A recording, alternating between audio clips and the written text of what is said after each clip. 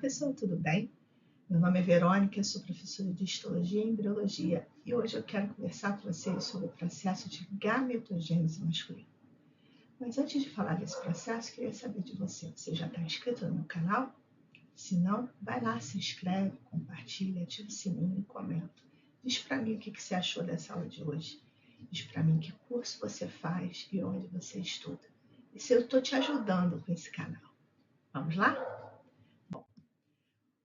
São objetivos, então, da nossa aula de hoje: definir e descrever o processo de espermatogênese, e, além disso, falar sobre o processo de regulação hormonal dessa espermatogênese. Quais são os hormônios e quem produz esses hormônios para que a espermatogênese aconteça.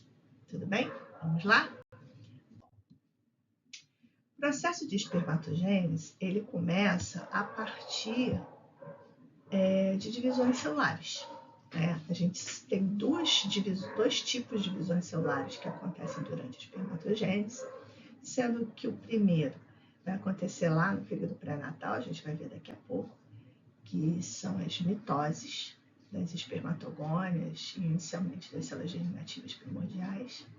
E depois, durante esse processo, a gente tem o acontecimento das meioses. Meiose 1, meiose 2. Primeira parte da meiose, segunda parte da meiose.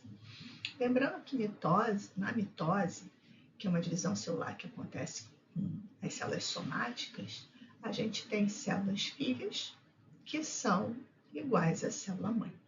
Já na meiose, não. É um processo de divisão celular que acontece só com as células sexuais, as células só com os gametas. E na meiose, o resultado são células filhas que têm a metade do conteúdo de cromossomos de uma célula-mãe. Por isso, meiose, que vai reduzir pela metade. Mas a gente não vai falar muito desse processo aqui hoje, não. A gente vai falar do processo de gametogênese. Bom, a espermatogênese, que é também um processo, é um sinônimo de gametogênese masculina, que é o processo onde ocorre a formação dos gametas masculinos, que são os espermatozoides, ela começa no período pré-natal. Sendo que nesse período pré-natal, as células germinativas primordiais, que são formadas lá no epiblasto, que é um dos folhetos do disco bilaminar, elas migram para a parede do saco vitelino e depois, durante o desenvolvimento das gônadas, que você pode estudar lá na minha aula de embriologia dos testículos, de gônadas masculinas e femininas, essas células germinativas primordiais migram através do mesentério dorsal, da parede do saco uterino para as gônadas em desenvolvimento. Lá já nas gônadas em desenvolvimento, essas células germinativas elas vão sofrer mitoses, várias mitoses, até formar as espermatogônias. Então, o processo de espermatogênese, a fase pré-natal, resulta da formação das espermatogônias a partir de mitoses de células germinativas primordiais. Essas espermatogônias que vão ser formadas no período pré-natal, elas vão possuir 46 cromossomos, sendo sexuais XY. Essas espermatogônias, elas vão ser chamadas espermatogônias do tipo A.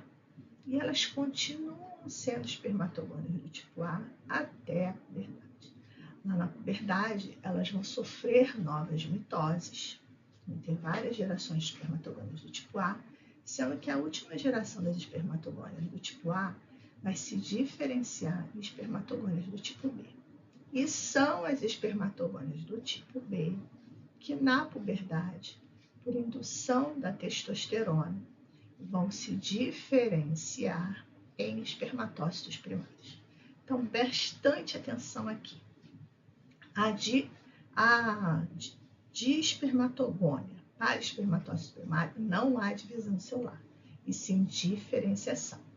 Os processos mitóticos, as divisões mitóticas acontecem antes desse período.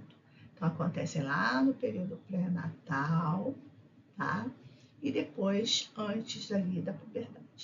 As espermatogônias do tipo A, que são formadas no período pré-natal, mantêm a sua atividade mitótica, vão formar vários clones de espermatogônias, E a última geração vai se diferenciar em espermatogônias do tipo B.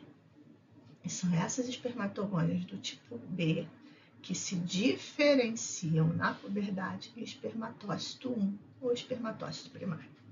Aqui a gente tem algumas coisas que a gente precisa falar antes de continuar esse processo. Primeiro, que o processo de espermatogênese acontece nos túbulos seminíferos, que são pequenos túbulos que estão no interior do testículo. E eles vão acontecer entre as células de Sertoli.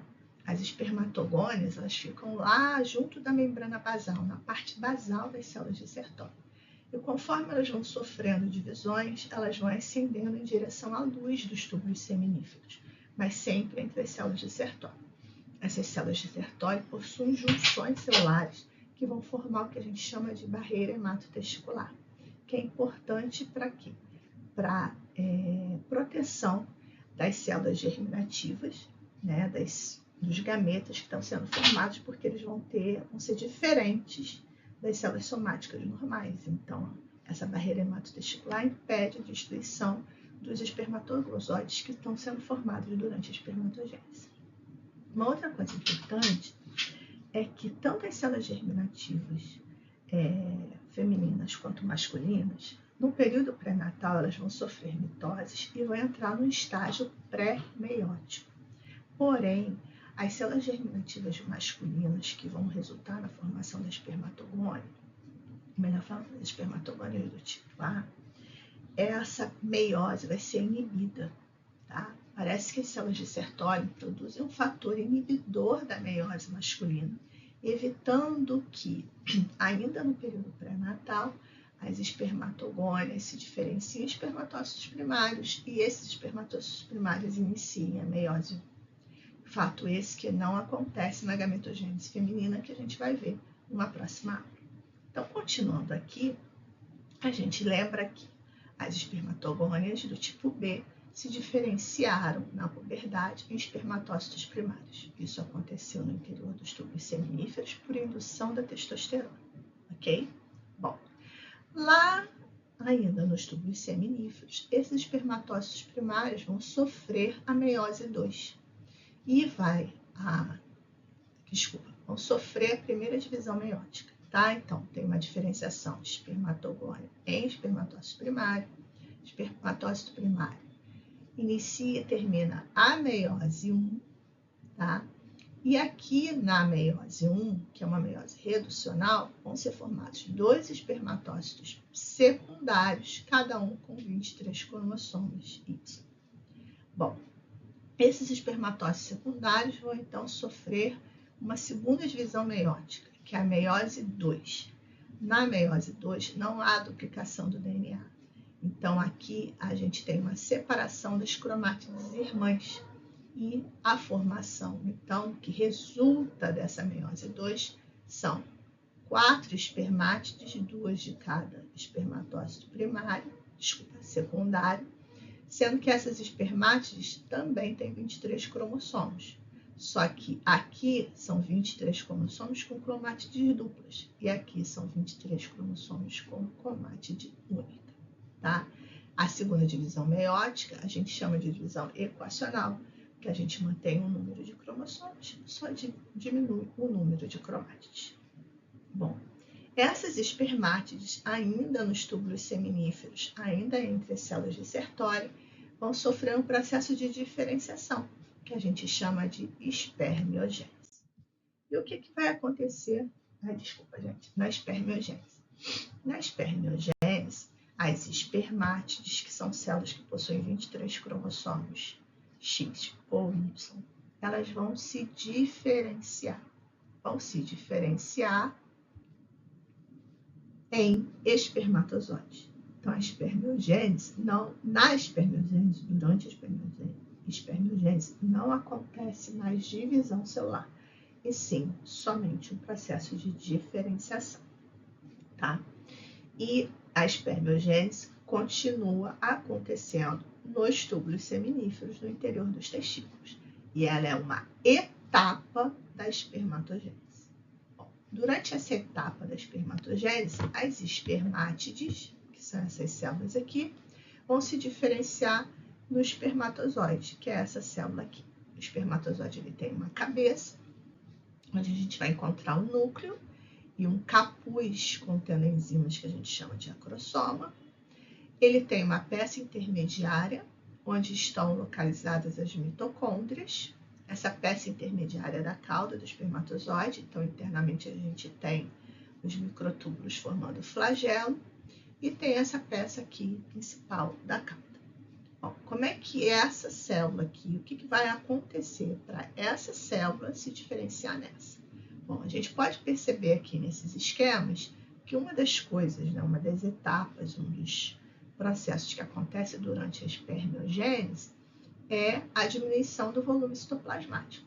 Observe a quantidade de citoplasma que eu tenho aqui ao redor do núcleo e a quantidade de citoplasma que eu vou ter aqui. Então, há uma redução do volume citoplasmático e esse citoplasma residual ele vai ser fagocitado pelas células de Sertoli, que tem várias funções importantes, a gente vai falar um pouquinho dela daqui a pouco, que além de formar a barreira hematotesticular, as células de Sertoli também fagocitam restos celulares, no caso aqui resíduos celulares, durante o processo de espermiogênese. Bom, uma outra coisa importante que vai acontecer aqui é que a gente vai ter a formação da cauda, né, dos espermatozoides. Então, a gente tem a formação do flagelo aqui do espermatozoide, o citoplasma vai ficar aqui ao redor dessa cauda, né, que vai ser formada aqui ao redor do flagelo. Outra situação importante, né, outro momento importante que acontece durante a espermiogênese é que as mitocôndrias que estavam espalhadas aqui no citoplasma, elas vão migrar e vão ficar localizadas na peça intermediária da cauda do espermatozoide. Isso aqui é uma posição estratégica, né, pessoal? Já que a cauda, as mitocôndrias vão fornecer a energia necessária para o movimento flagelar, para que o espermatozoide, que é uma célula móvel, possa se movimentar. Além disso, a gente observa também a formação do acrossoma a partir do complexo de Golgi, tá?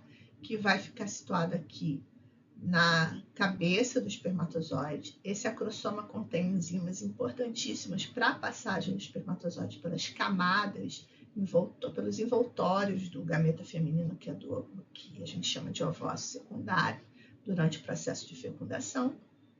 E a última mudança que a gente pode observar é uma mudança na forma do núcleo, né? O núcleo era bem redondinho, ele vai se tornar alongado, e ele fica até parecendo uma ponta de seta, que vai facilitar também durante o processo de fecundação.